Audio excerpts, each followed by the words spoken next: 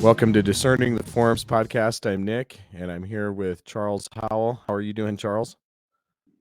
I'm good. It's good to have another conversation with you.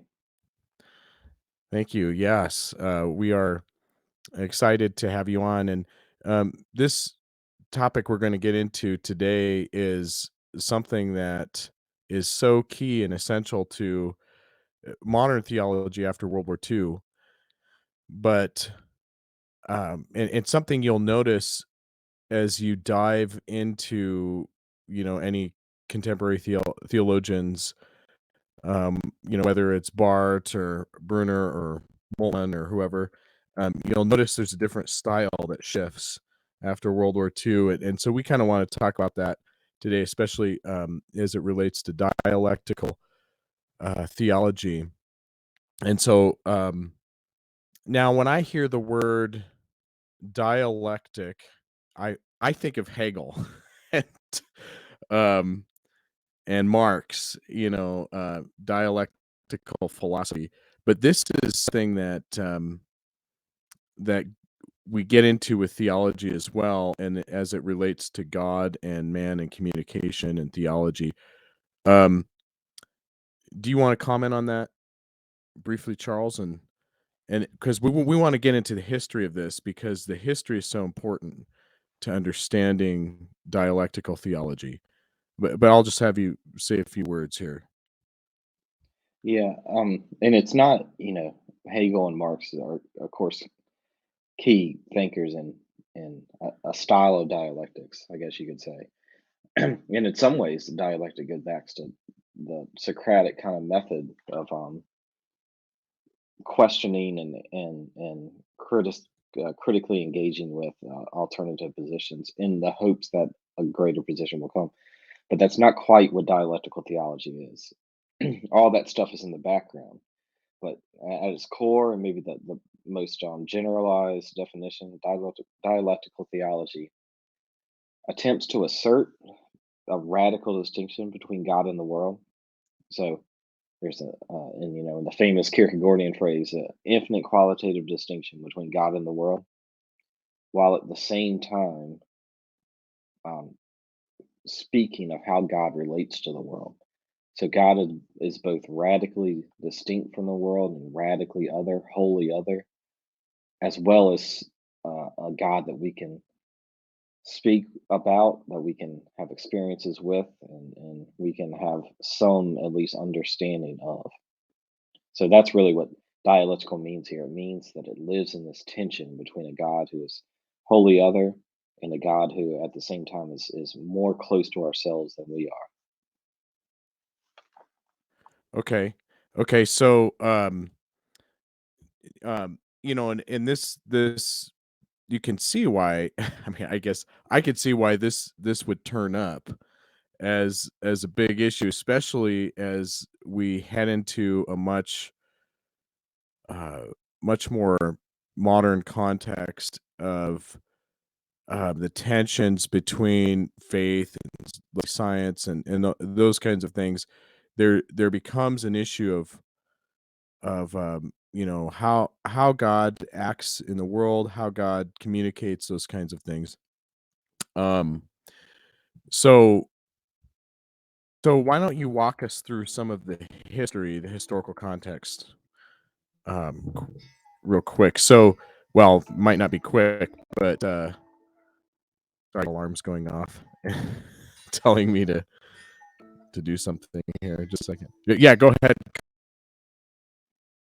Yeah, and I think the historical context is key in uh, precisely defining and understanding how dialectical theology is not something like Hegel or Marx. It's not a historical progression of events Okay, or some context waltz or that dance between, yeah, different yeah. ideas. Yeah. Um, it's actually in some ways a refutation of that idea of those types of systems that see history as this just progression, and especially as it relates to God. And I guess that's the key between philosophical dialectics and theological dialectics. So Dialectical theology starts thinkers like Barth and Boltman and Frederick Gogarten and um, Tillich to some degree, and it starts in the right around World War One. And there's a few things going on that's reacting against. First, all these guys they were all born within 5 years of each other, and they were all trained in the theological school of neoliberalism.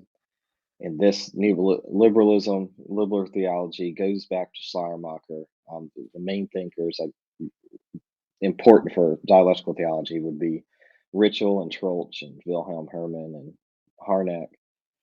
Um, and the whole period of liberal theology lives in the wake of Kant's critical philosophy. And in essence, Okay. what Kant's project did was it pushed God outside of both the realm of causation, so natural systems, the systems of nature, um, and into the moral sphere. So whatever could be said of God was subjectively rooted. It was rooted inside the autonomous individual. Um, Dialectical theology is an attempt to find a way around those two alternatives. So a way to present God once again as an objective feature of the world without objectifying him. So without turning him into a historical object or something to be explored or explained or mastered by human reason, but also to resist uh, keeping theology in the subjective mode of either moralism or psychological kind of emotional um, locus of meaning. Oh, interesting. So now, I think of Kant and I think of the reaction that came from Kierkegaard, where he seems to be reacting to, well, Hegel mostly, but this kind of the same kind of liberalism that these guys are operating in, and I know they're influenced a bit by Kierkegaard. Can you tell me about the relationship here between, like, let's say Kierkegaard and his maybe attack on Kant and Hegel, and um, um, he's not necessarily, maybe he is dialectical, but he's, I always think of the antithesis, that he's thinking of paradox, that there's certain things about God that ideas, beliefs that you can't reconcile. Is there a difference between paradox and dialectic, and how do those uh, how does Kierkegaard fit in there? Yeah, I think maybe we should save the question of dialectic and paradox a little bit, at least technical Okay, definitions. But here he definitely is an influence. okay, Gogarten, who is one of the key thinkers of this time. Gogarten, when all this is beginning, he's probably the most well known of the group of dialectical theologians. Barth and Boltman and Brunner had yet to make a name for themselves. Gogarten was well known for his philosophical theology, his critique of Fichte at the time, and his he got into a debate with Troeltsch over the role of culture and religion and how they relate. So Gogarten's well known, and he has this famous essay, um, this Vision and Zeiten. It's between the times, and um, it has some importance for the dialectical movement. We'll talk about it a little bit later, but he has this line in there where he says, "We never belonged to this period of liberal theology." He's talking about the dialectical theologians, and he says, we were so far from outside it. We're so far outside it. We had to look for inspiration elsewhere."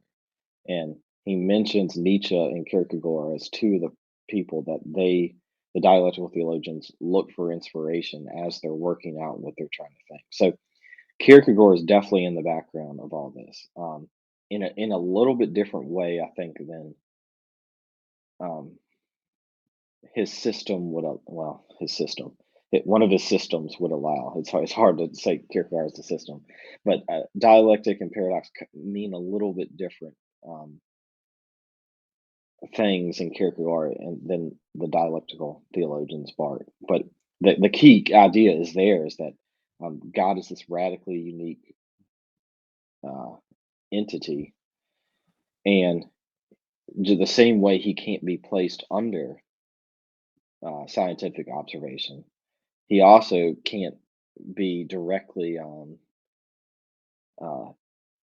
refused admittance into the world for the same reason. Because he's so different, he can appear as he chooses, as he pleases. And there's this Yeah. paradoxical element to that. Okay. Okay. So moving on.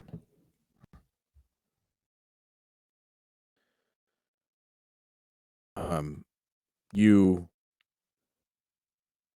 okay? So I kind of derailed you with the Kierkegaard thing, but I had to at least throw that in there. Um, what is okay? So you have these theologians kind of working this out in the context of this newer kind of issue with God and his relationship after Kant subjectivized the the relationship God has, moralized, as you said. Um, so so okay, what goes on from there? Yeah, and I think both, Kant's turn to the subject is a key factor here. But the other big thing that happens is historical critical biblical Yeah, criticism. So Jesus studies and yeah, historical critical Jesus. because God is kind of pushed out of the causal realm, um, the Bible's biblical interpretation, and this is by uh, believing Christians. This isn't by atheists or something. The, Right. the way uh, biblical study happens is through a critical process of like that's grounded in norms of historical research. So, the most basic is we know that miracles don't happen through historical investigation. So we have to go through and figure out another reason why the Bible claims all these miraculous events, all these signs and wonders. And so the Bible gets read in this critical manner, and all those events take on a moral influence. So there's moral interpretations for these events that historical norms won't allow. Um, and because it has this moral locus, like because the goal of the Bible now becomes moral, there's a strong missional uh, stance in liberal theology. So um, That's you interesting. live out your faith by this moral compulsion to go save the world in various ways. And this is where exactly where it becomes problematic with for the dialectical theologians because World War One starts happening, the First World War, and um, various liberal theologians that were the teachers of Barton and Boltman and those guys began to read the war as if it was part of the Great Commission. So within Oh, Germany, interesting. they saw Yeah. the war as fulfilling their missional uh, compulsion that's based on this whole liberal reading of Scripture. And this is particularly evident. There's a document that's become known as the Manifesto of the 93. It was published in 1914 under the name Andy Coultervelt, or Hmm. To the Civilized World is the English translation. And it was a group of academics and theologians who backed uh, the German campaign for World War One based on their understanding of either religion or God. And Hmm. a lot of people point to this document as the document that Barth starts reacting to that sets the whole dialectical movement into action. It's either there's a bit of debate. There's a document that comes out, a manifesto that comes out a year before 1913 that's signed just by theologians. But it's one of these two. It's this event where this liberal theology has gotten to a point where it backs the Germans' campaign in World War One as identical to God's will. Interesting. Interesting. So, okay, so what is the reaction to this? Um, so, Key oh man, player. So that you got all these liberal theologians going. I uh it's well, it's funny because I see it bleed into the church today. Still, we still have a vestige of this, um, where we kind of baptize or bless, you know, contemporary events, whether whether it's the war in Ukraine or Bush's war or whatever, it just it or the next thing, it it doesn't leave us. yeah, and in America, I think it's interesting. It comes from well, it often comes from the conservative side, Yeah, that's interesting. and Evangelicals who are yeah. yeah, and well, without wanting to say some in too strong of a statement, but I've often pondered the parallels between 19th century German liberal theology and 21st century American conservative evangelicalism. There's Mhm. a whole lot there that parallel each other, even though the political stances are completely different. Yeah. Yeah, that's so interesting, and well, and I see it left and right. Left evangelicals and right evangelicals are both kind of at war. They might be at war with each other seemingly, but they're all kinda trying to do the same thing, is baptize a movement or a a government program. I don't know, but yeah, interesting. Yeah. And I should, as one more note, so the Mhm, kind of historical context, we have liberal theology and its ties to mhm, World War One, and uh, um, before we get to the dialectical response to that, there's also a kind of mhm. revival of Luther going on. Oh, interesting. 19, the second towards 1920, the last part of the teens, is the 400th anniversary of Luther's Reformation. Mhm, The newly discovered commentary by Luther on Romans is um, published for the first time. So there's becomes to be kind of this whole revival stirs theology to look before the Enlightenment, um, to understand Reformation history and Protestantism. Up until that time, really, you start with Kant and you work forward. And this mm, caused people to go back to Calvin and Luther and what came before Kant. Ultimately Descartes, and work back through some of the church fathers too. For Bard, it becomes Anselm. It becomes big. yeah, And so this revival of Luther is also an important piece because it gave a new interlocutor to these guys to from which to critique um, liberal theology. okay. Yeah, that's interesting, and what is the g this a little off it's seemingly off topic, but it's just in my head. What is the relationship between, because I think of Kant as also a pietist. What is the influence of pietism and then Lutheran pietism to this, both the liberal side and the reaction? Yeah, I think pietism can play itself out in different ways, and Hmm. by saying that dialectical theologians ultimately deny a moral theology, it doesn't mean that they become antinomianism or something like Right. there's no Yeah. morality. It means that the goal of theology is to study God and not study the moral implications of God, and that's what it Not was reduced to. compartmentalize it. Yeah. Yeah. So Bonhoeffer, who would be like a second generation dialectical theologian. He's a little bit younger. He's 20 years or so younger than Bart and these guys. He has, his famous book, Cost of Discipleship, where Mhm.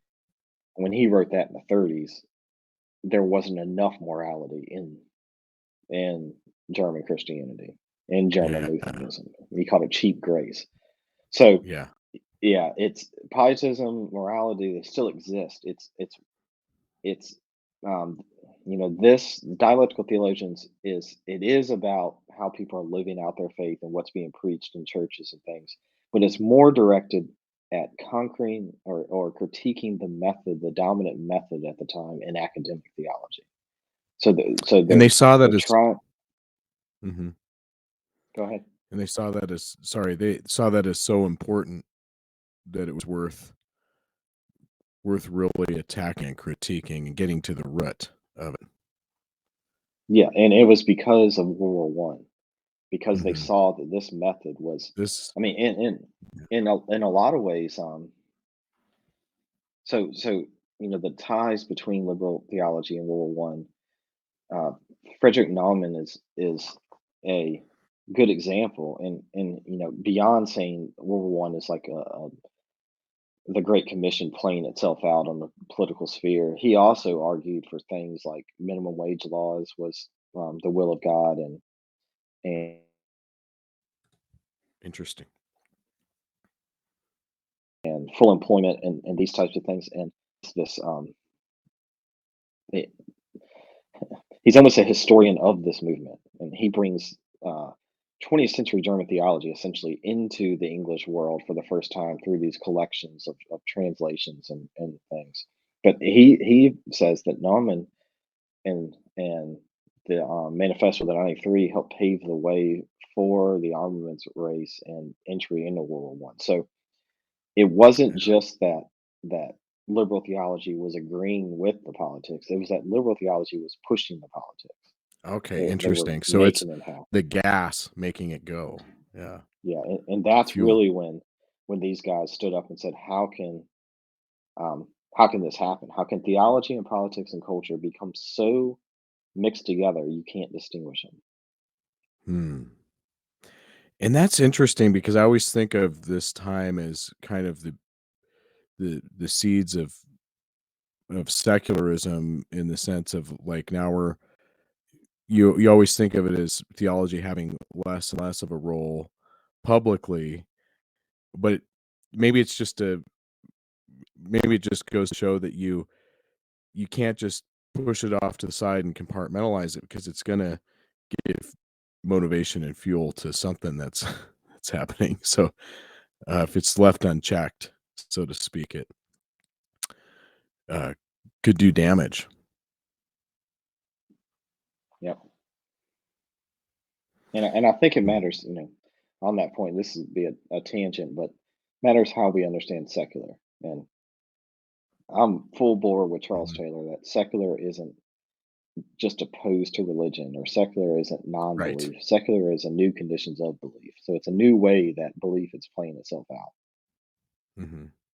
Yeah. So Yeah. So you can't get away from religion or cert you replace it, but you don't get rid of it.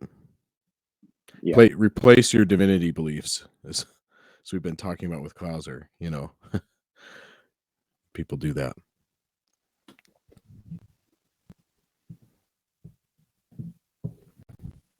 Sorry, making sure you're frozen here. Um, okay. So, okay, so are we ready to get into the nuts and bolts of dialectical theology and how they're approaching critiquing liberalism? yeah, we can, let's do that, and it's probably best to start with just a few key moments of the critique. So, Okay. liberal theology comes to a head in World War I. Manifesto of the 93 in 1914, the Luther revival going on, Mhm. um, and the critiques start to happen, and they start to happen almost as a grassroots. and the way the story's told pastors now and in the retrospective. Yeah, Bart yeah. is a pastor um, Mhm. at this point. He isn't an academic. He hasn't taken his professorship. He's seen the effects of the war take place in Switzerland. He's in Switzerland too. So it's a bit different of a context than Germany, but Okay. there starts to be famines and shortage of resources. Switzerland primarily imports their resources, so the war is disrupting all this. There becomes a big divide between workers and factory owners. So the socialism question becomes a huge thing. And in the middle of all this,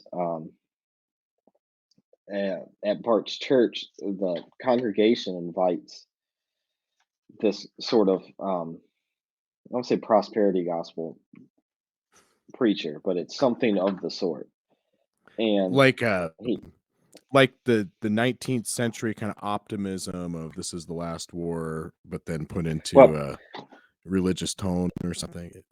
no, it's psychology. He psychologizes the gospel. Psychologize. Yeah, his name's Jacob Vetter, and he says stuff like the blood of Christ is the medicine of the soul. Um, Mm, so it's he takes any historical meaning from from the gospel story, and turns it into this moral psychological thing. And Bart and a friend of his, Ternesian, who's another pastor at the next valley over, who um, becomes part of the dialectical movement too. They get together and well, they start having conversations about how this whole thing's gone off the rails, and this begins to fuel the impetus. So Bart starts working on a new commentary on Romans based on this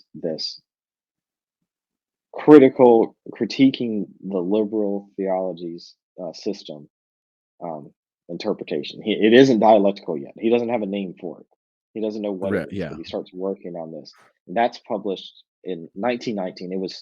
It was officially published in December of 1918, but it has the date 1919. And um, so he says in there specifically about the critical historical method. So of post-Kantian, we've already kind of touched on that, but he says he Mhm, doesn't want to get rid of it completely. It has its place, but it points to a mm, preparation for understanding. This is his words.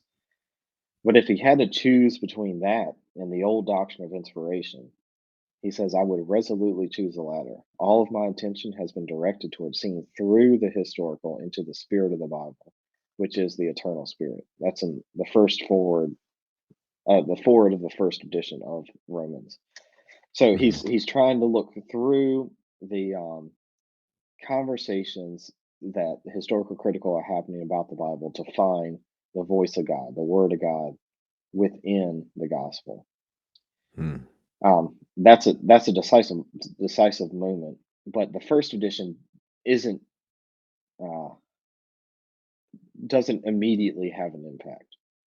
Um, a few other events take place. So another one is this conference, the Tombot Conference in 1919, and this is put on by the socialist. What is it?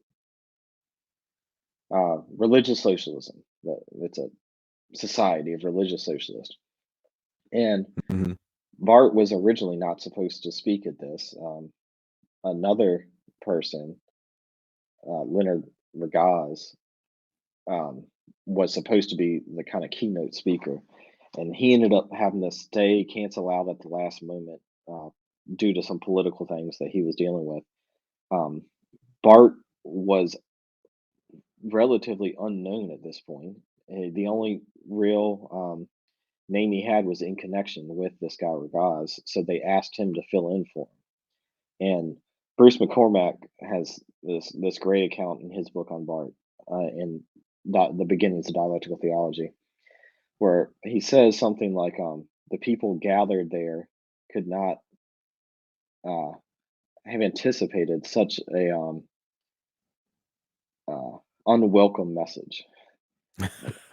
He says that they gathered to hear an explanation of religious socialism, but what they received was a sustained assault on its foundational principles.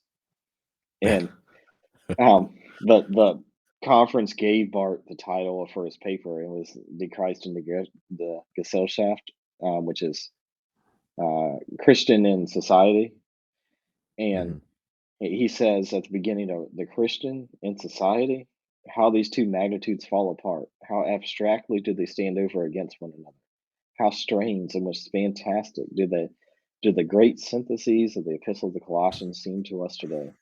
I mean, the Colossians, it's Paul saying, don't Mm. mix theology and philosophy, essentially. Don't mix Yeah. theology and culture. So he just, instead of supporting or talking about how theology could support religious socialism, he says there's no relation between theology and culture. We have to quit Mhm. thinking this way. Now, what's Mm. important about this conference is Boltman and Gogarten are in the audience, and they don't know each other yet, but they hear this and think, and they've been thinking this along the same lines. So they get fired up. And the next year in 1920, there's another conference, an Eisenach conference, and Boltman and Gogarten both present papers there. And then all three of these thinkers realize they're talking about the same thing, and that's the beginning of the dialectical movement. Mm. So does it take on a definition at this point? Do they start teasing out what they're doing, or is it kind of like, Bart's Romans, like it's takes shape organically through writings? Yeah, so it takes a few years. There's they Mm. begin to publish articles in this this journal called the Christliche Welt, the Christian World. Um, 1922, Bart publishes the second edition to his Gorman's commentary, Mhm. and in that second edition, the forward is one of the more notable parts. The second forward, it adds clarification to what he was trying to do in the first edition, and he kind of edits the whole thing based on this clarification. Among the points that he says that are different, one of them is he went and he says he received better instruction from his brother Heinrich Bart on Plato and Kant and what was actually going on in their philosophies. And then he says he gave increased attention to what should be gained from Kierkegaard and Dostoevsky for understanding the New Testament. So he kind of Mm. doubles down on what you mentioned earlier, the Kierkegaard paradox, his stance against critical thought, Mhm. and and lace that more in. And it's also here that one of the first mentions of the dialectical movement happens, where he says that the second edition of the Romans commentary should be understood to constitute only a starting point for a dialectical movement. Hmm. Um, and it uses all the crowbars and wrecking tools needed to achieve a relevant treatment of the text. So he's talking about deconstructing liberal theology there. Yeah. So Okay. yeah, that's 1922, the second edition of Romans, and then in 1920, in that journal, the Christliche Welt, the Christian World, Gogarten publishes a article called "Zwischen den Zeiten," between the times. I already mentioned part of it where he talks about they drew from Nietzsche and Kierkegaard as inspiration, but he's talking about in view of history, this group of thinkers feel like they don't belong to any point in history. They have Oh, nowhere to interesting. stand, and it's both like a kind of existential, like personal statement, but it's also a statement against a historicizing. So a statement against like a Hegelian dialectic, where Mhm. every point in history has their own place. And he Yeah. says that they stand not before history, but before God. Mm. And then he says that he ends this essay, this article, the hour is not our hour. We have no time now. We stand between the times. And that phrase between the times is then taken and Gogarten uses that to create a new journal called Between the Times, and that journal starts in 22, I think, and that becomes the journal of dialectical theology. So by 1922, with the second edition of Romans and this new journal between the times, this is uh, the the official formulation of dialectical theology. Um, Hmm. yeah, we'll get to definitions of what this is in a moment, but Mhm. yeah, Okay, so, yeah, as it's kind of bubbling up, um, that's interesting that they see themselves in this state of not just critiquing their times with other historical events, but with the theology itself, right? Am I catching that there? That they're, as you say, standing before God now, it's not, um, it's not that they're disconnected from that historical moment, um, but it's that they're bringing this they're bringing God into the moment, really, to critique it.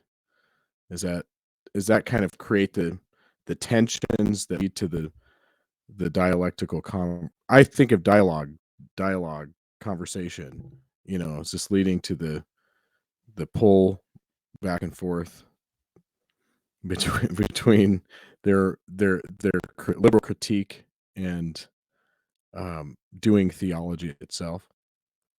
yeah, and I think I mean that a dialogue can be maybe serve as like a metaphor, but it's Mhm. uh, I'd warn against it as a definition of what's going on. Don't overpress it. Yeah. Yeah, they really see there is no dialogue. Like they see Mm. God shows up and changes everything. Yeah, it's a And monologue. yeah, yeah, exactly. Yeah, it's a It's an monologue. announcement. That's a good. Yeah. Yeah. Yeah, but there is two different sides, and this is the tension. Yeah. So um Call and response. yeah, and I say like I warned against the dialogue kind of metaphor because Okay. initially, especially as dialectical theology entered into the English world, it was wrapped in misconceptions, and some came from inside the movement. So T.F. Torrance, who was a student of Mhm. Barth, um, Mhm. talks about it dialectical theology as a method of dialogue. So you say something and then immediately contradict it.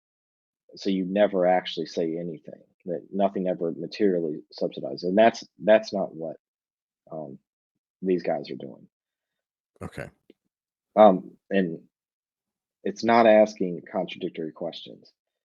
It's um, well, Bart in the preface to the second edition of, or the forward to the second edition of Romans, he says it that if he has a system, if there is anything like a system, it's that he keeps in mind constantly Kierkegaard's expression of the infinite qualitative difference between God and the world, or time and eternity, is what he says, in both Mhm. its negative and positive meaning.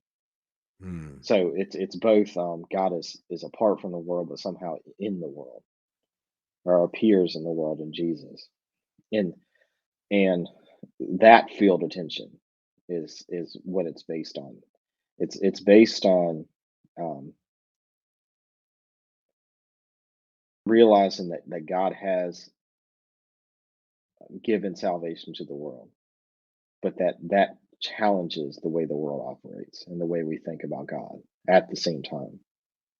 Now there is, um, especially at the beginning of this, a emphasis on the negative element of the critique. So when God comes, they emphasize uh, how it presents a crisis to liberal theology and to the marriage of theology and culture and politics. This becomes known, or I guess we can explain this in the law. The no of God is emphasized in this. That God says no to these things, Mm. but it's not the main element, and it's always a yes and no when God comes. So Okay. that's the point of dialectical theology, to work out the yes and no, the positive aspects and the negative aspects of God's revelation. Okay. Mm. Okay. So so what happens next?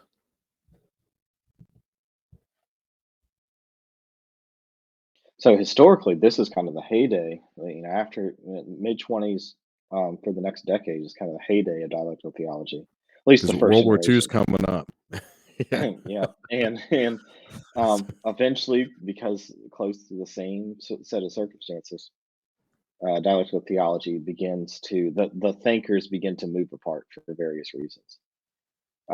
Yeah. One of the big things is what role natural theology should play in theology. So if you follow Barth's kind of critique that God is wholly other, it's hard to begin with any sort of natural theology and work up to God. To God. Mhm. Um, but that's in some ways what Boltman and definitely Bruner try to do in various ways to work from a natural theology perspective. Boltman, it's faith as it happens within the individual person. Bruner is more God becomes a object in the world as if he was a subject. So you can still look at the Mm. world and kind of master it. Barth has this famous essay or yeah essay in I think 1934 he publishes where the title was just nine, no in German, and it's Mhm. to Bruner's idea of a natural theology, and Barth just says, "No, this ain't gonna happen." Um, so What was the big for the listeners too, what is the big deal here? Why is he upset about natural I think of natural theology, like, Thomas Aquinas and trying to use, um, natural arguments and reason and evidence to kind of build in your theology or something or use it for apologetics or something. What is yeah, Barta worried about? well, he's worried about that logic is what led to liberal theologians back in World War One. Um, Mm. the How so? whole Yeah. Mhm. yeah, so um, because God is so different than the world, you can't look at the world and study God. You're not studying God then. You Mm. have to look at You're seeing where creation. and Mhm. how God reveals himself to study God. Mm. Mm. So, okay, so he takes the stance against, um, Bruner. Where does this go? So then do you form different sides in this sort of movement of critique or, you know, Yeah. Yeah. or Eventually all multi-sides? yeah, all the guys kind Be of scattered? form their own schools. Well, I mean, and some stay closer than others. Boltman and Gogarten uh, stay pretty close and work together for the rest of their careers. But there was the movement itself at least fizzled out, and this is all coming up to World War II. World War II was a whole other political situation, and um, Mm. the same thing people started siding with early Nazism. Theologians and pastors did without realize, uh, Yeah.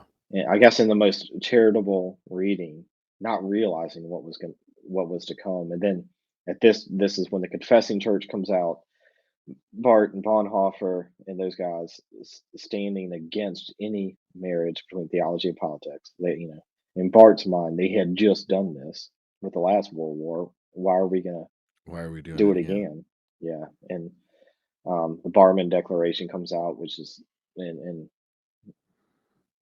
not sure the year of that. I want to say it's in the 30s. I think it's 34. Um, that just declares this is what we believe, and it's not tied to the state, not tied to politics or culture. We have to get distinguish these two things. So Mhm. all of these things come together, and the movement as a school, if you want to call it a school. Mhm. Bart always said it wasn't a school, but we think of this core group of guys working together. That dissolves by the mid 30s. It lives in some forms today, and we can talk about that later. But yeah, by Yeah. the mid 30s, it's gone. Okay. Hmm. Interesting. So So what effect does this have on the rising, Third Reich and World War II and stuff? What?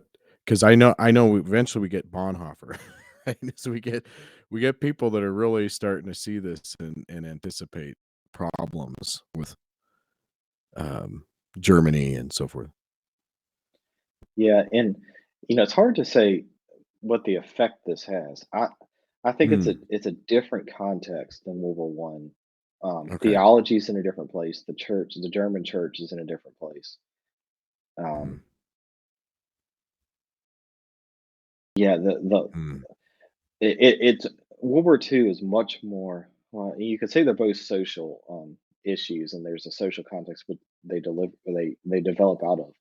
World War One, the church plays a bigger role in that social context. After World War One, you have the Weimar Republic that that never really gets on its feet, and then just years of social unrest and instability.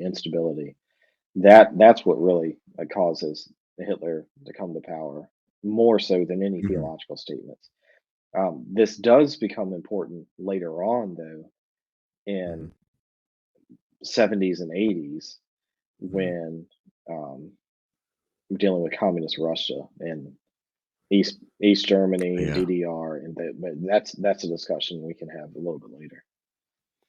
Okay. All right. So are are you so what are some of the central features of dialectical theology once you talked about God in the world, um and this kind of standing, bringing the God present to the situation, and this kind of timeless feature that they take on as they're not in this historicist kind of, you know Hegel's dialectic of historicism. But so what are some other features here going on with dialectics as they're developing it? Yeah, I think. Well, we mentioned that not really a method, and it's not Right. a dialogical in a method. It's it's living in the tension between a God that's wholly other, that's also uh, you know Mhm. comes into the world and dies for us. Um, Yeah. yeah, one Trying way to to wrestle think of with it. incarnation, right? Yeah, yeah. And one way to Incarnational think thought. of it is that the tension is resolved in God Himself. Mm. So instead of like a Hegelian dialectic where the tension is resolved in this teleological point as history progresses and it Mhm. reaches this absolute, um, Mhm. the tension's resolved either eschatologically in God's saving act, which Mhm. is the early Bart takes on this. Boltman stays with that his entire career, or Mhm. as in Bart, that tension is resolved before creation, primordially in God's Mm. election, but before the world. But Is there so, anybody that comes out and says it's a kind of both and? Um, yeah, I mean, I don't. I mean, Bart definitely has both ands. mhm. Um,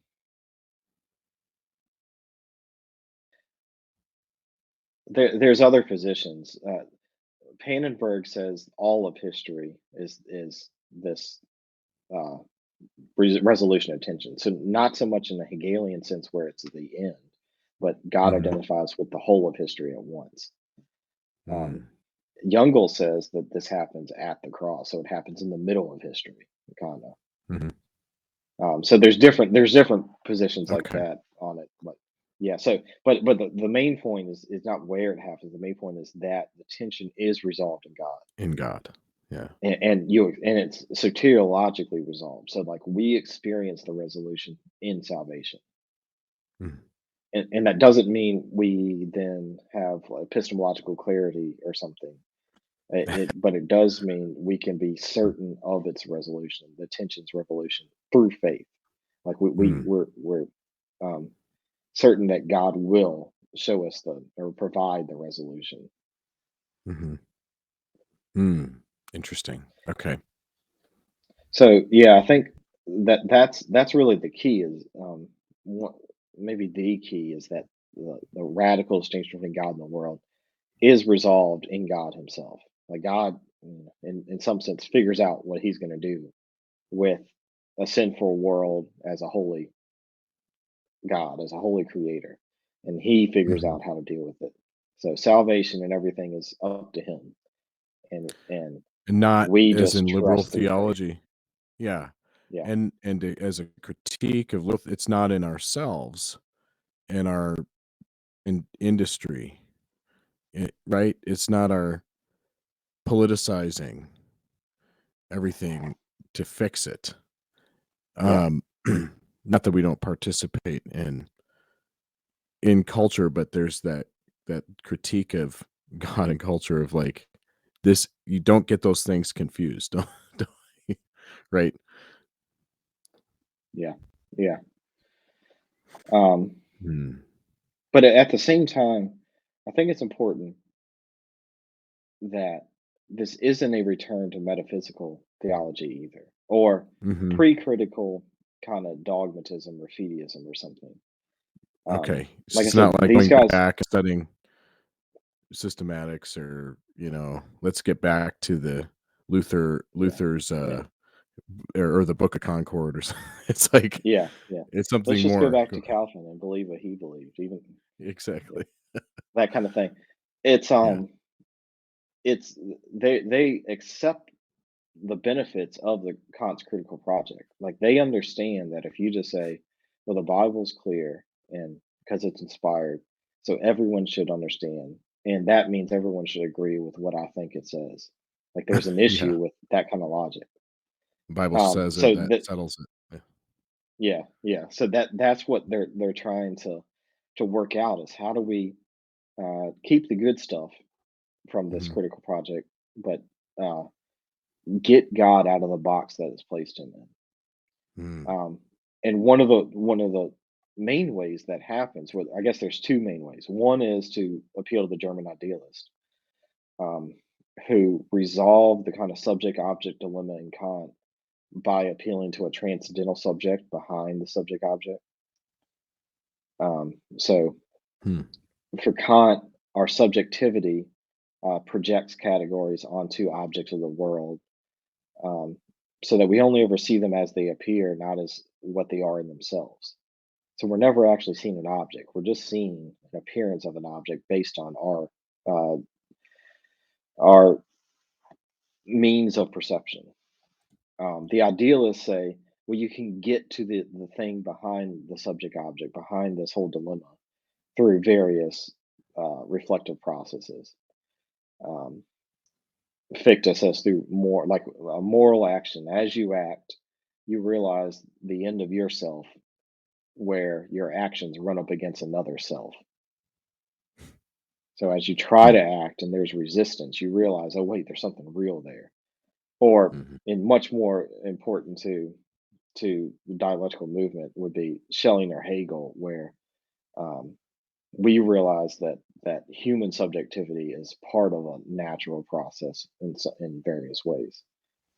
Yeah. Um, so the point of all that is that it isn't just let's get back to a plain reading of the Bible Bible or basics. something that Yeah. yeah, yeah. It's no, let's try to overcome um, Kant's dilemma with a new way of doing academic theology. Bruce Okay. McCormick calls this critical realism.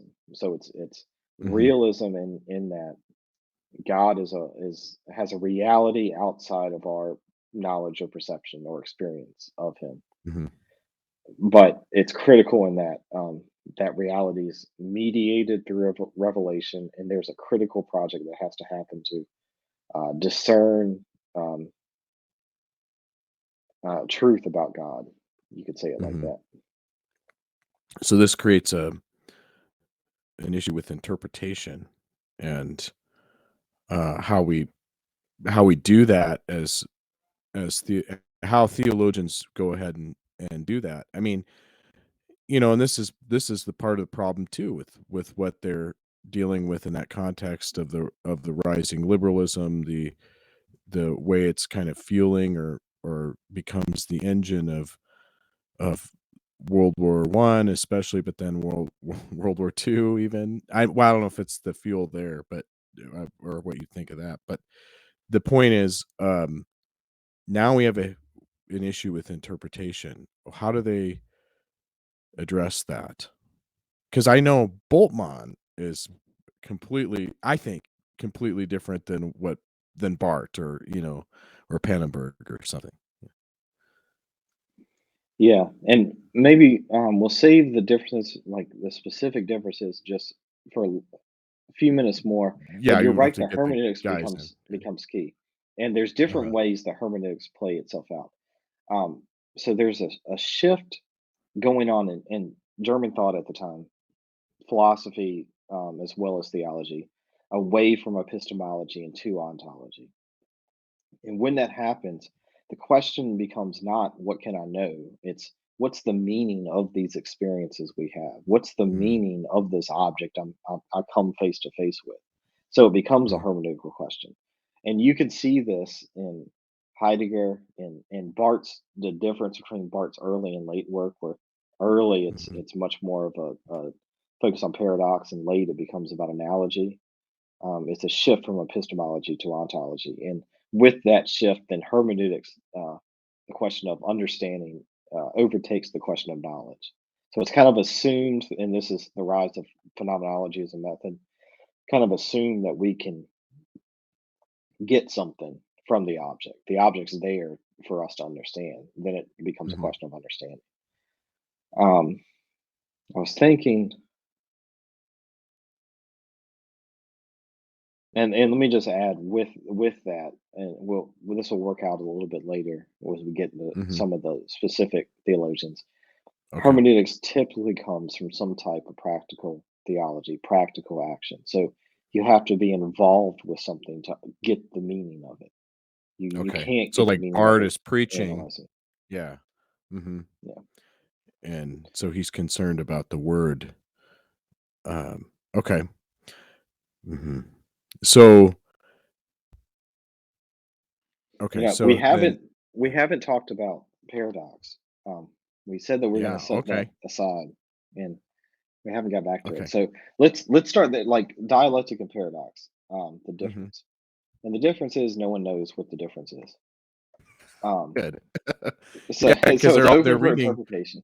they already brought, Kierkegaard back in, so the Yeah, Romans commentaries. yeah. And Kierkegaard in philosophical fragments, Okay. he Mhm, he says the supreme paradox is uh, the attempt to discover something that thought cannot think. So it's mhm. the attempt to grasp something that thought cannot think. So maybe for our listeners, what would be examples of paradox? Like, I always think of the key one is God's freedom and our freedom, or um, you know, God and time, issues like that. Then historically in theology kind of gets you to this place where you're like almost saying two different things, and you have to kind of resolve some kind of paradox, saying, well, they're both true at the same time, but we don't fully grasp it or something. There's a mystery Yeah, I think time and eternity, or how Mhm. God can be eternal and then also enter into history In is time. probably the main one. Yeah. So, Mhm, but that's also could be a dialectical question. So the mhm, question is, how do you parse the two out? And I tend to go with Tillich on this, with Paul Tillich, mm, and he says the difference is that dialectical can be resolved, paradoxical can't. So a mm. paradox just remains a paradox. A Yeah, no dialectic has matter some what attempt. resolution. Mhm. So whatever attempt you try to make theologically, either you have to come to this point. It either bubbles up, it just continues to perpetuate the what seeming contradiction. Yeah. Yeah, and I think that the stress of dialectical theology is that the tension is resolved in God. Mm, So okay. it doesn't just remain a paradox. Now, I'm seeing this when I just spoke to a notable academic theologian, and I don't want to say his name because what he told me is from a book, and I don't know a new book that's coming out, and I don't know if I'm supposed to give information. But he's arguing that that Bart stays with Paradox all the way through his work, and there's no difference. Um, Hmm. and I'm waiting to see, when this comes See what out, you if think. Yeah. and see what I think. But yeah, so I would distinguish the two as Paradox is, and also a lot of people distinguish it between one or the other is about epistemology and one's about ontology, and it goes both Oh, ways. yeah. Okay. So Hmm. I've seen that dialectic is ontology and paradox is epistemology. So Hmm. paradox is we just can't figure it out. Like we just don't have the rational capacity to figure it out. Hmm. Others have paradox is the actual ontological reality, and our Yeah. dialectical thought is um, our attempts to overcome that. And if I had to put those two in relation, that's probably what I would say is, so the Hmm. incarnation is a paradox that theology tries to resolve through overcoming the dialectical tension in Hmm. the notion.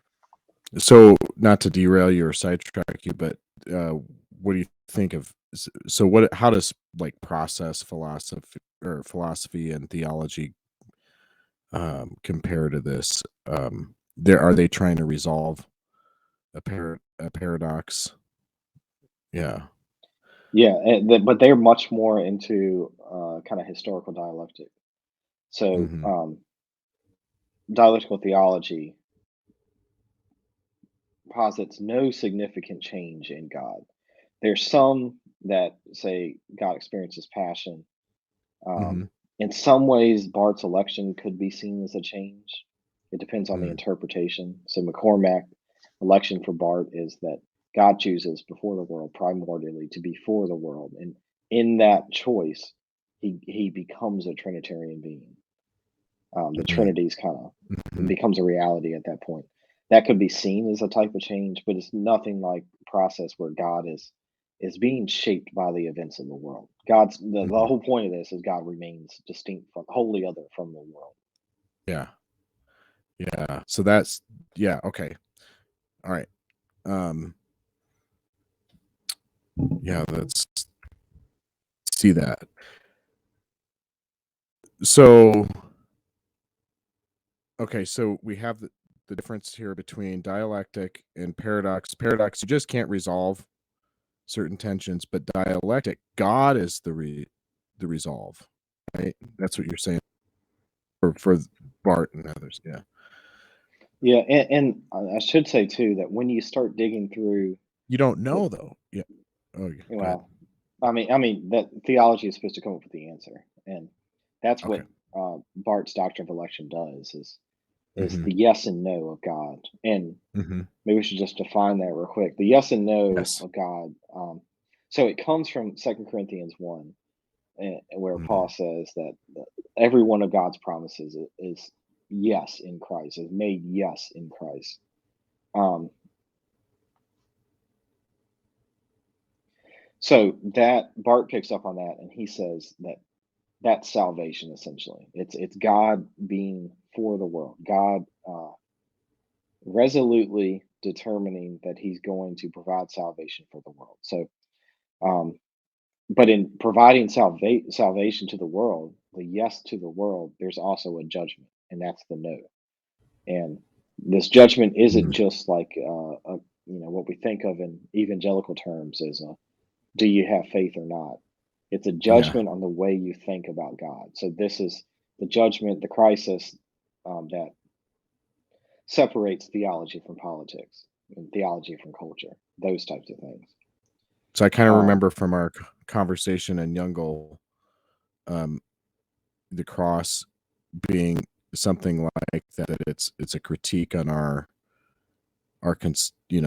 I mean, it comes at us like we think God's one way, but all of a sudden, boom, no, this is the way He's like a bloody corpse on the cross.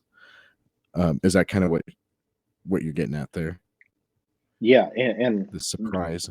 that that reminds me because I wanted to say this point a little bit earlier, but it's a perfect spot. Back to Mm. that subject-object dilemma with Kant.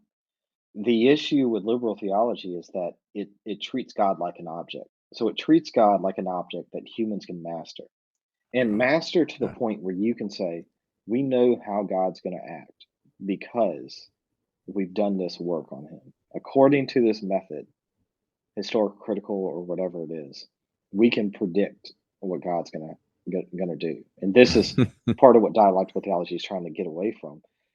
So it happens, and so they understand when God comes to the world, it's an event. So he Mhm, doesn't come as an object. He comes as something that interrupts the relationship between the subject and object.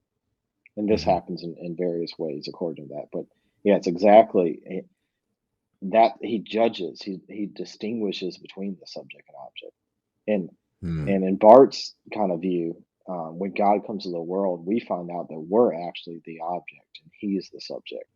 Ah, So mm. yeah, So, wow. So now I can see kind of then what you see is this problem when you have World War One or something, the word in wars, is this because you say this is the world in all wars because you think you know what's happening in Providence, what God's like, what he's going to do, and he's going to usher us into this new place of peace, and we got to take, and there's a hubris there that we're going to take power, we're going to do this. I see this in our contemporary situation too, but I'll wait. I want to wait and ask you those things later. But um, wow, okay, I think I'm catching it. I hope the audience is too. But so, um, okay, so we have this uh, God interrupting our space. We can't get a hold of. We're not. We can't treat him like I'm studying. This animal or this creature, and I'm going to know everything about my dog, let's say, and so I know what my dog's going to do next. We can't uh, put God in a box. You said that earlier. They're getting God out of the box. Is that that the aim here? Yeah. yeah, that's the aim. And maybe we should mention that the points about not thinking of this as a method or a system is an attempt to Hmm. keep God out of a box. Early on, Tillich Oh, okay. writes these Hmm. kind of, they're critical correspondences. There's a series of articles that are published between Tillich and Bart and Gogarten debating this topic. And Hmm. Tillich says, "How does this not become a system?" And Bart says, "Because the only system, if he has any system, it's just to stress the infinite qualitative difference from God and the world." Um, Hmm. and so it isn't. You don't think, well, we have to set up the yes and no on in sort of a formula for God when God appears or something like that. It's dialectical theology is about an openness to accept how God appears, even if it challenges the way you've thought before. So, Hmm. in a sense, dialectical theology could, um, would be open to God saying, "This isn't actually how I revealed myself." Hmm. It could be open to a point where they critique their own stances.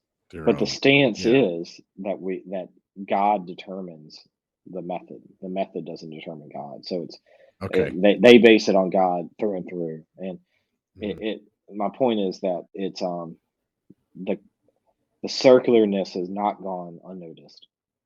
Bonhoeffer famously says that Barth reduces theology to a positivism of revelation. Hmm. So everything's based on the single moment. Hmm.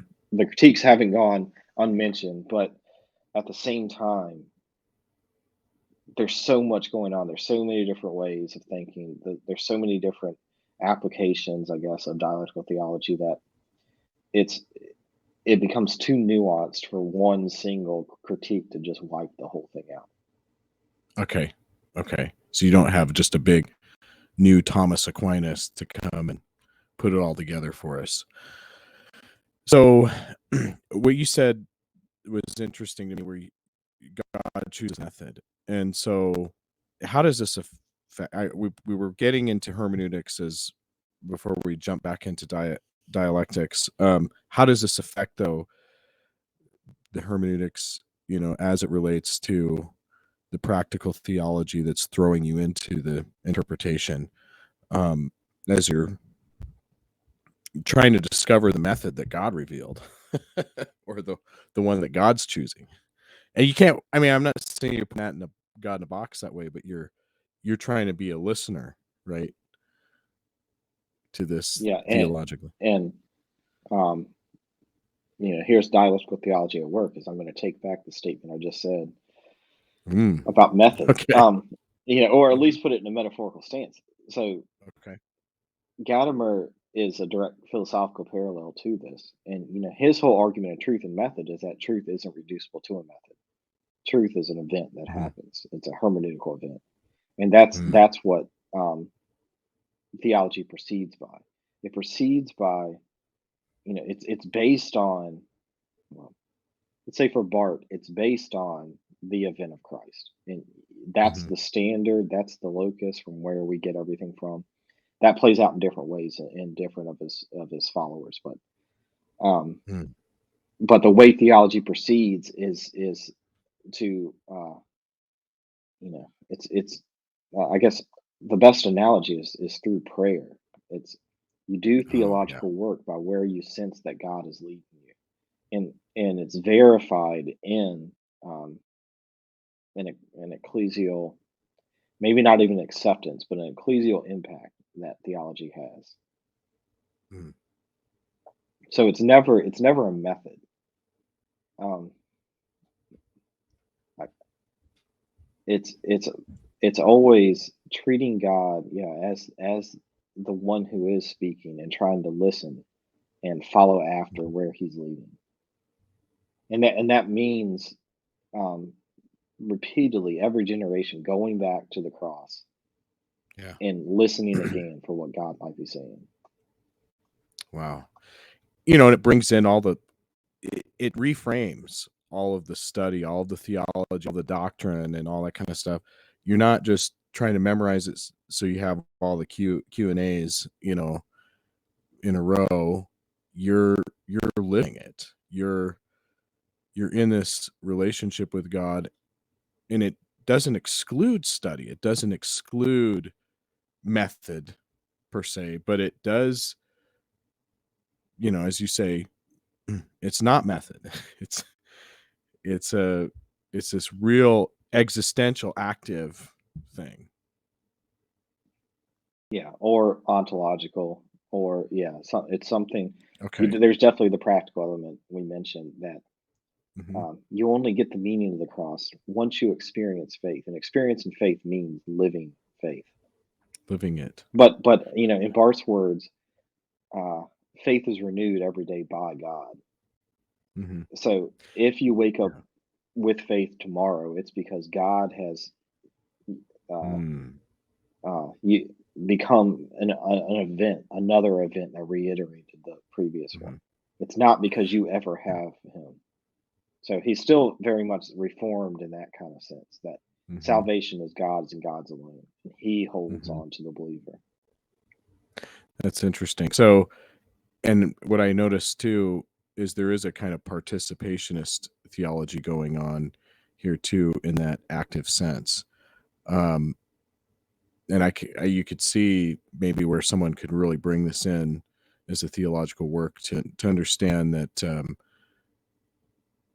living our faith out, all the things that God set before us, word and sacrament, that there's this participation is where faith is nurtured and allowed to flourish.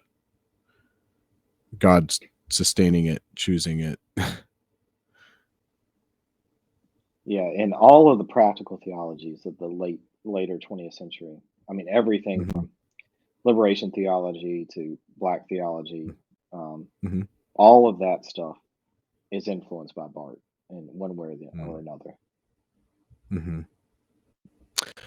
Interesting. Okay, so um, now you're starting to bring in the implications of this, different thinkers and so forth. Do you mind kind of walking through where this goes? Because you mentioned Black theology, liberation theology, and these are important things going on in theological departments today. Um, how does this spin out, so to speak, amongst different theologians after Yeah. Barth? And And maybe we'll just do a quick rundown of just a few of the key theologians, yeah, because it's a kind of big the topic. That differences. could be another podcast, right? Yeah, Just yeah. Each one of these guys has a school of thought after them. I mean, Barth himself is consistently compared to the 20th century Aquinas or Augustine. yeah. Is one of Wow. Yeah. the most important thinkers in Christian history. Even uh, the Pope at some point um, said, Barth was the most important theologian in the last 500 years. And Barth, Mhm. quit back. That just shows the fallacy of the papacy. That a Protestant had to show them how to be theologically relevant. But anyway, Yeah. so yeah, each one of these thinkers. I mean, any theological library would have a section on each one of these guys. But I mean, I think working through the nuances of dialectical theology, just an overview and summary of these guys could be helpful. Mhm. Maybe make Yeah. some things clear. So, starting with Barth as the most important, in hindsight, Mhm. the goal of theology for him is to study God. God's the object of theology, and you do that through the Word of God. So, as God presents Himself in the world, or in the Word, and for Barth, God infiltrates the world. He comes. Barth calls it As correspondence, but other. there's a as other into the world, and it challenges the world, it critiques the world. This is kind of what we've been talking about. Mhm. Um, Eschatology, or early Barth eschatology, later his election, is the point of uh, sublation, is the technical word, the point of resolution between the dialectical tension. So it happens in God's primordial yes. God decides to be for the world, um, and and God appears in our knowledge as the transcendental subject in Barth. So uh, the subject object dichotomy, it's flipped in Barth, where God's subjectivity is played out in history, in a sense, in salvation, and we become the object to his infiltration into the world, to his coming into the world. So in God's coming, he shines a light on the world, so we understand ourselves in the world better in light of his coming, and that gives us some theological access to God at the same time. So I think the key thing for Bart is that God is what we study, or who we study. And in studying him, we learn things about ourselves. So we learn what faith is by reflecting on God's revelation. And this is different than Boltman, because the object of study, I guess, for theology in Boltman is faith. It's so we Mm. can never really get to God. The paradox is still there. The difference is stressed in a different way in Boltman than in Bart. And we study faith through the charisma. So we kind of study how people who come to believe are changed. In studying that, we gain insight into God. And um, this insight is worked out ultimately. Eschatology is when God shows up. Um, Okay. so it's worked out then. And this is the more existential side. I would say Bart's more ontological and Boltman's more Mhm. existential. And those are Okay, maybe that's the two, interesting. yeah, the two big 2 poles. paths. Yeah. Oh. Mhm. Okay. So, so you got 2 poles, the existential, the ontological. Does anybody come come in and work through those? What happens at the 2 paths, I suppose? Yeah. So various, Gogarten kind of sides with Voltman. He's not. He's really doing philosophical theology in a way that the other guys aren't. Okay. So it's hard to label him as either one, but he's definitely exploring through because he's done work on Fichte, so he's exploring more of the Boltmanian side. We can gain knowledge of God through faith, and Bruner is somewhere in between the two. Um, Mhm. so if you think of uh, liberal theology as saying humans are the subject and God's the object, and we master God objectively through our subjectivity. Barth flips Mhm. that around. God's the subject, we're the object, and we become mastered as God shows up. Um, Bruner tries to keep it more parallel, so both God and the human are subject, and they're in this kind of dialogue. Yeah. Um, God still remains wholly other, but we learn of God. We can learn of God through our experiences of faith, along with His revelation. He's Mhm. Bruner, and I should say Bruner and Boltman. These guys are worried about objectifying God, and they think that Barth went too close to treating God like an object. So they want to study Yeah, faith and not God to prevent that. So I it's see. yeah, yeah, It se you know, it seems natural to kinda wanna resolve it in the middle with Bruner, but are there what Bart saw problems with Bruner. What is there well, let's get into the second generation because I think now we've got the 2 poles, we got the way these theologians are working with Bart and dialectics. Who's taught by them and where do they take this? yeah. I think that you know the influence of these guys is so immense that you could pick almost any name that were educated in 1930s and 40s in Germany, and they'd be Yeah. on one side or the other. Okay. There's a few, though. I think this debate plays out with a, a particular clarity, and that would be Herbert Braun and Helmut Gulvetzer. So Herbert Braun is from the Boltmanian side of things, and he's worried about objectifying God. So he just follows essentially in Boltman's steps and argues that we analyze faith, and that's what theology does. It's a analysis of faith, and that faith is of course rooted in God, but we can only really get knowledge of how we experience God, and never of God Himself, because God's just too wholly other for that. Gulvetzer writes a book directly critiquing Braun and says that's the whole point of dialectical theology is that we study God dialectically, and he reintroduces paradox here, a third paradox which stresses the difference between how God appears and how he is in himself. So God might appear as an object, but that doesn't mean he's an object in himself. He's a subject that appears as an object, or as God appears as an object of our knowledge, it's of a subjectivity. Um, Mm. so it's you can think of how you try to figure out someone or get to know someone, and there's always more there than what you get to know, and then just expand that, I guess, on an infinite qualitative scale, and that's what God is. So this debate's playing out, and there's other people, Heinrich Ott, who um, does a lot of work with the later Heidegger's philosophy, bringing that into theology. I guess he could be seen as somewhat of an extension of Gogarten. And then the whole new hermeneutic school, Gerhard Ebeling, Ernst Fuchs, they Mm.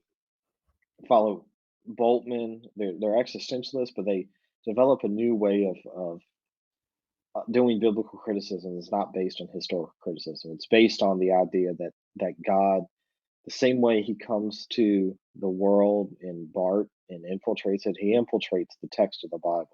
So key phrases like "kingdom of God" actually become uh, metaphorical representations of God's being. And so they become standard categories that theology can use to kind of sort through and direct its reflection and its analysis.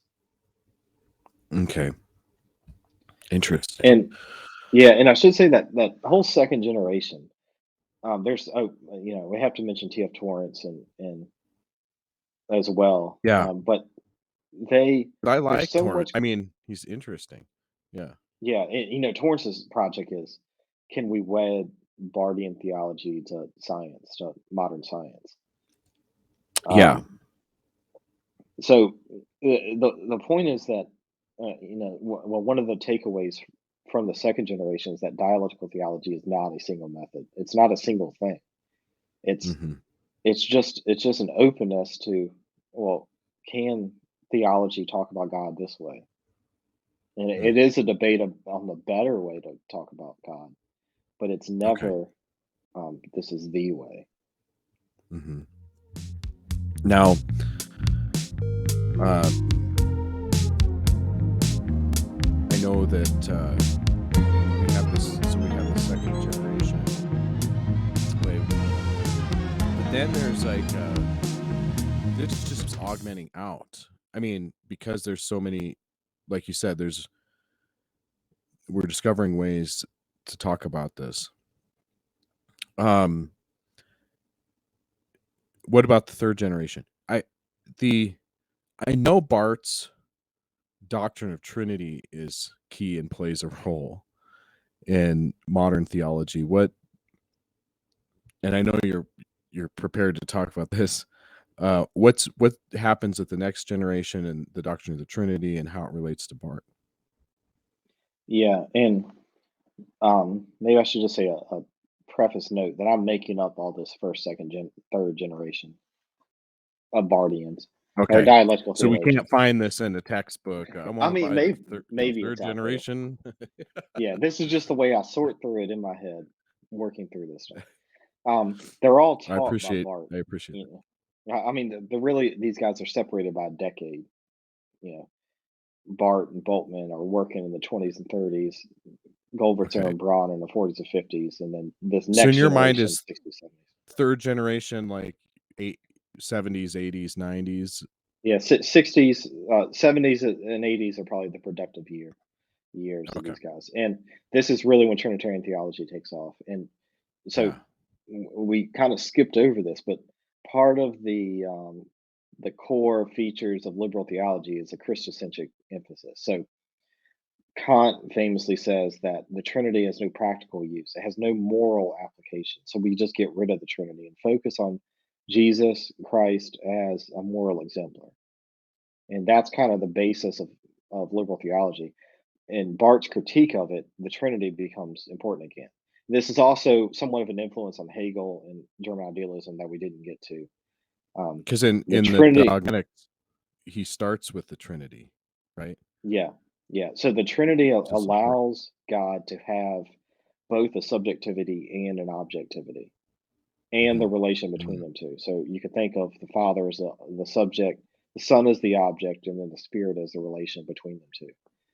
And that Mhm. allows God to maintain his eternal nature as he comes into the world. So he can stay Father even though he takes on a historical objectivity.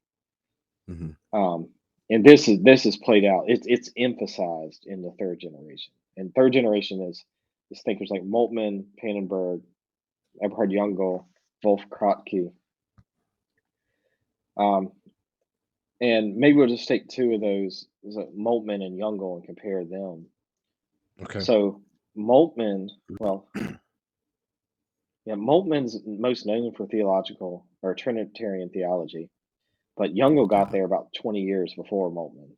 And um, with Jungel wrote a book on the Gulvetzer Braun debate, um, and gave an interpretation of the church dogmatics called God is Zionist and Verden, or God's being is in becoming, to explain Mm. Barth's doctrine of election and how this relates to a Trinitarian nature.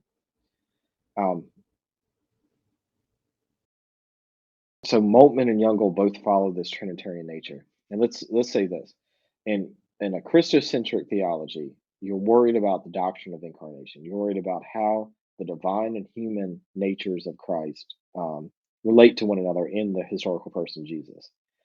And some one way of thinking about it in Trinitarian theology, the tension between the divine and the human in Jesus is moved into the Trinity as a whole. So the tension is between the divine Father and the human Jesus, if you will. It's pushed out of just Christ and into the whole Trinity. So Jesus can be fully historical. He can take on all the attributes of a historical person, but Mhm. yet God can remain divine and eternal because the Father lives outside of history. So that Okay. eternal historical dialectic is there within Trinitarian theology. And it's often represented or explained by these phrases like God reveals himself as the veiled one or the hidden one. So God reveals in Jesus as the Mhm. hidden one, the Father, something Oh, like that. interesting. Mhm. So Moltmann's whole project takes that Trinitarian framework and roots it eschatologically. So he calls it the Theology of Hope is his first book, and Mhm. and eschatology really is the theme. And Theology of Hope is that uh, in spite, you also got to remember that these guys are writing in the wake of World War II. World War Yeah. One, maybe as a, how do you rate which one's worse? We say they're bad in different ways. They're horrible in Right. different ways, and Yeah. learning of the Holocaust, as for Mhm. German theologians, uh, gave them the answer. The question to be answered was where was God during the Mm. Holocaust? And what Moltmann says is, well, since God in the Trinitarian framework is Jesus, and He died on the cross, God died. Um, the suffering of Christ is experienced in the Trinity, and that means that God can identify with our suffering now. And what we're Mhm. waiting for as a world is the resurrection. Um, so eschatology is the point where this tension is resolved, is still there. For Mhm. Moltmann, the hermeneutics, how we understand eschatology, is by political action. So we actually take part when theological reflection on in a dialectical manner on who God is.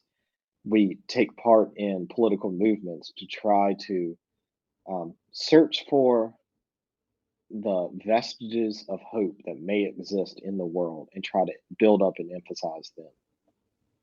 And in Mhm. that political action, we begin to understand what the eschatology is going to be like. So you can see where this leads to liberation Yeah. theology and some of the contemporary yeah. Yeah, and it Mm. happens in different ways. So liberation theology is really Gutierrez in South America, but it's influenced by Barth in the same way. And he sees they're building this new cathedral right next to people, the congregation living in plywood shacks, and in Mhm. Gutierrez's mind is this is obviously wrong. Like this is the kind of stuff that Barth talked about, um, that God critiques and says no to. And so that's Mhm. the beginning of like it plays out in a different way. He draws more on Marx than Mhm. Moltmann would, but it's the same type of thing. It is the political action is important for a hermeneutic, and this is Interesting. in, Mhm. yeah, and this is in contrast with Youngall, at least for most of his life. Towards the end of his life in the 90s, he visited South Africa and saw apartheid for Oh, yeah. on Mhm. herself and started to change the position on politics. But through through the 70s and 80s, when Young was writing, being the most productive, he has a strong stance that political action is not how we gain hermeneutical understanding of God. He would follow Barth that this happens in election, but um, unlike Barth, where election occurs primordially before the world, election occurs for Youngall at the cross. So God chooses to be for the world, um, during the death and resurrection of Jesus. That's the yes of God for Youngall. And Mhm. so theology is mainly a reflection, and a thinking after of that event. But the practical aspect, and this is ties into my own interest in Youngall, that Mhm. gives us the hermeneutical understanding of theology of God is through an aesthetic expression in worship. So Mm. Jungel says it's Sunday morning that the things that take place in the church. He you know, specifically notes singing and worship, and he would call out Bach's High Mass and D minor as Mhm. glimpses of eschatological perfection. Yeah, So interesting. apart from Moltmann, where it's political action, for Jungel, it's worship, ecclesial Mhm. action. Now, does anybody bring this? I mean, I can think of a couple theologians right now that mainly like someone like Stanley Hauerwas or something, but people that bring both the political and the worship together. And what would that look like? So they're saying we're doing politics when we worship. Yeah, and I think um,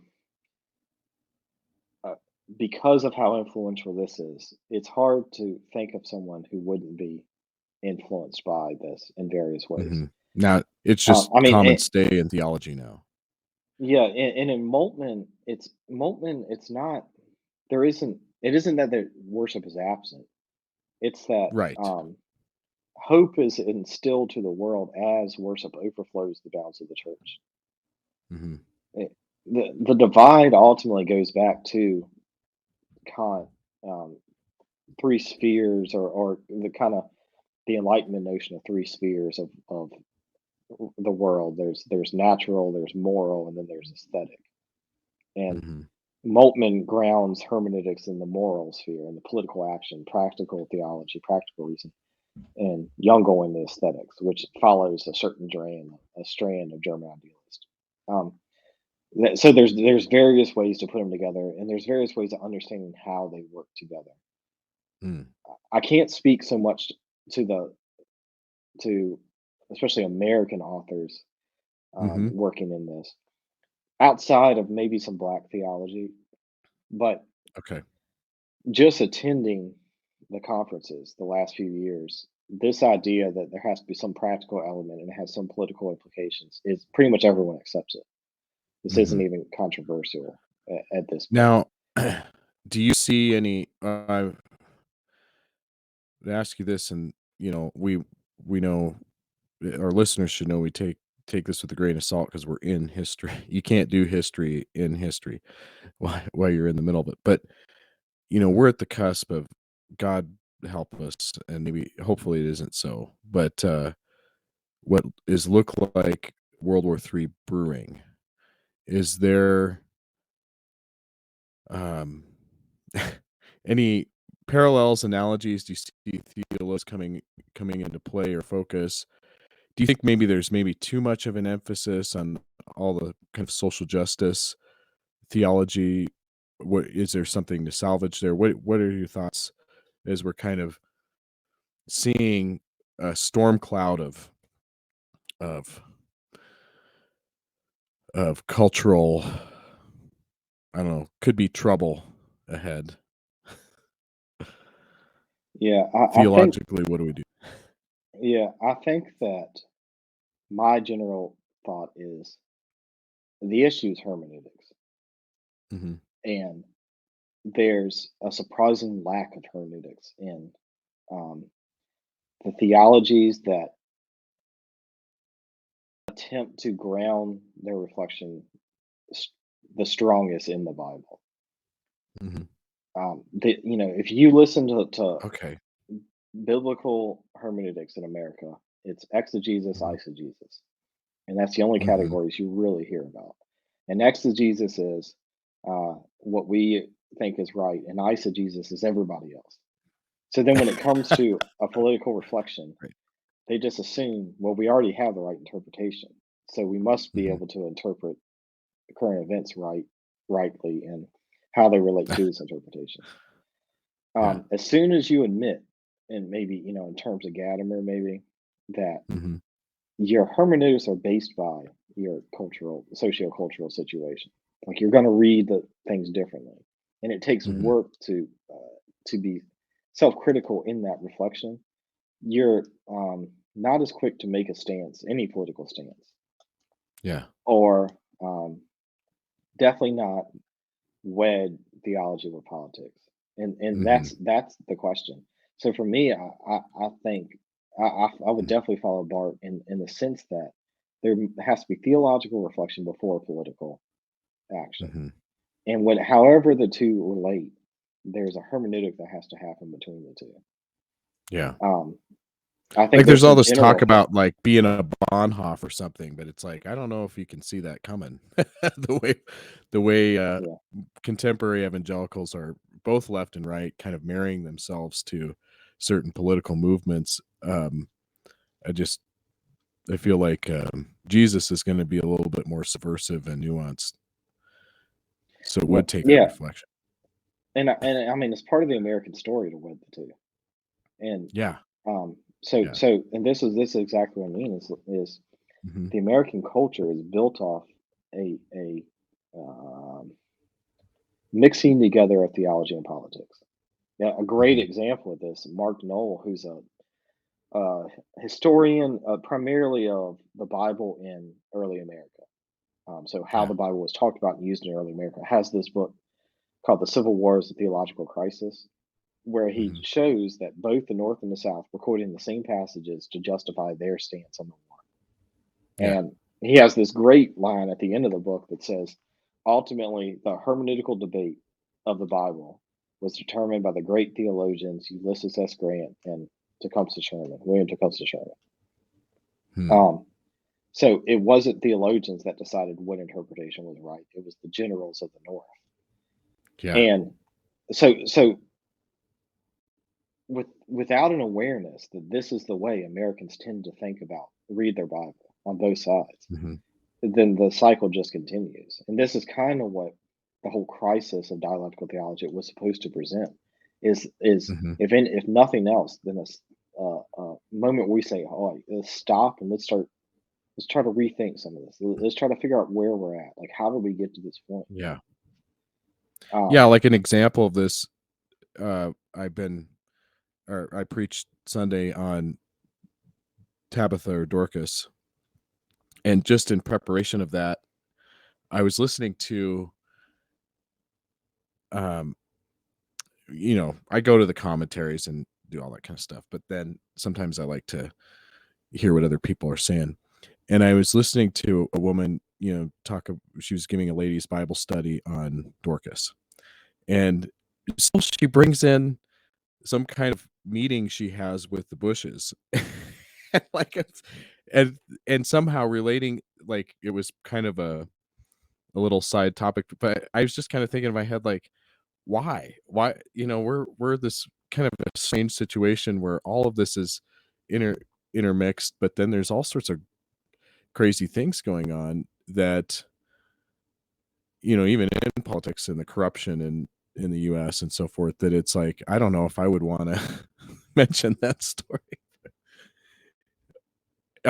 There's just an intermingling of, not a careful what you bring out is so true that it's determined by the generals, and we're still trying to do that today in America. yeah, and I think my point is even deeper. It's that's our Mm, social imaginary. That's our starting point. okay. Mhm. And this is why politics, I would probably say that part of this is the stress of a democratic society. Like, Mhm. you know, voting is a civic duty. Mhm. So in order to It's a be sacrament. a good American, you have to be involved Mhm. politically. So that Mm. means in order to be American Christian, you have to be involved both theologically and politically. Like it almost naturally happens. Mhm. And without reflection, Yeah, it I would take heard time to someone divorce the two. I've heard someone, I don't know who said this, someone say that, in America, in our as you're saying, democratic system, we have to become our own political animal, which is a lot. I mean, um, yeah, yeah, I see Yeah, and that. couple that with, the theological claim that everyone reads the Bible for themselves and comes up with their own understanding. Mm, So now you have to be a theologian and a politician. So see, this is I find it interesting. I've heard somebody talking about the rise of Orthodoxy in America. Do you think there's some parallel going on of people trying to reach out of this and trying to grasp onto deeper traditions? Um, what's going on there? Yeah, I think that's I would almost throw in classical theism, which is a new kind of theological, let's say, school or movement. Catherine Sonderegger is kind of the front person of that, and return to Thomist metaphysics too. Um, Yeah, you see that too. the Orthodox, because I know a lot of people that have left a reformed background towards Orthodox, Yeah. um, and I so I want to say there's a few things going on. I think it is a search for to not being an isolated individual, a search for a Mhm. community. Um, but I think there's an aesthetic thing going on too, and Mhm. because you can find communities in various places, like Orthodox Yeah, and specifically. I think the aesthetics and how, Mennonites, yeah, all those, yeah, yeah. the aesthetics and how not just like it looks ancient or something, but that Mhm. um, beauty plays a functional role in Orthodoxy to an extent that's completely absent from American evangelicalism, Mhm. or at least let's say theologically directed beauty. In our Mhm. aesthetic episode, we talked about how there's still Yeah, an that's aesthetic good. to it. Yeah. Yeah, but and I think that there's a sort of obviousness that when you step into an Orthodox church, you're stepping into something else. Like you're like Mhm. something's different when you step into that space. Yeah. And it almost gives you a break from the world, break from these pressures. And Mhm. that's back when we're talking about the enlightenment spheres of the world, that's what the aesthetics was thought to do. It was thought to be the sphere that could not be placed under causal determinacy, but also wasn't the same as human autonomy and freedom. It was and some thinkers saw it as a source of freedom. Some thought saw it as the completion of that freedom. But it was Mhm. something different than our moral responsibilities and the determinative nature of the natural world. Um, Mhm. that the aesthetic somehow escaped both of those. It was a different place altogether.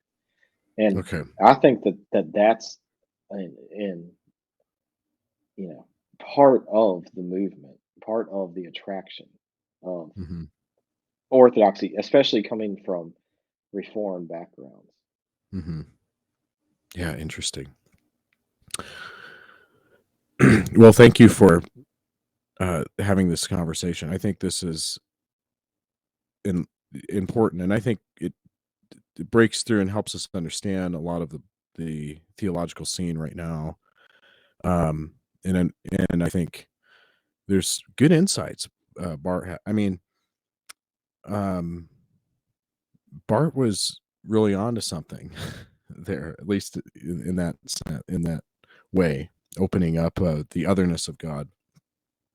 Do you see that? Where do you see this going? Any theologians we should be looking out for? Yeah, I think so. Most people would declare dialectical theology as kind of over, Okay. and Hmm. it's been replaced by the practical theologies Hmm. or Trinitarian theologies to some extent. Hmm. Um, I think the benefit is in recognizing or in trying to thread the needle between critiquing a style of theology, but not resorting to some sort of just naive dogmatism or fideism. Hmm. Like to critiquing it with a new critical process in place, um, a new way to understand God. I think is in a way that in a lot in a various manners is a continuation of Reformed tradition, or Protestant tradition, or Hmm. um, you know Yeah. even parts of the early church. So it Mhm. isn't just let's just get rid of everything that's happened There's before. It's let's see if we can learn from what happened before so we don't make the same mistakes again. mm, yeah, that's good. Well, thank you, Charles, for joining us on Discerning the Forums.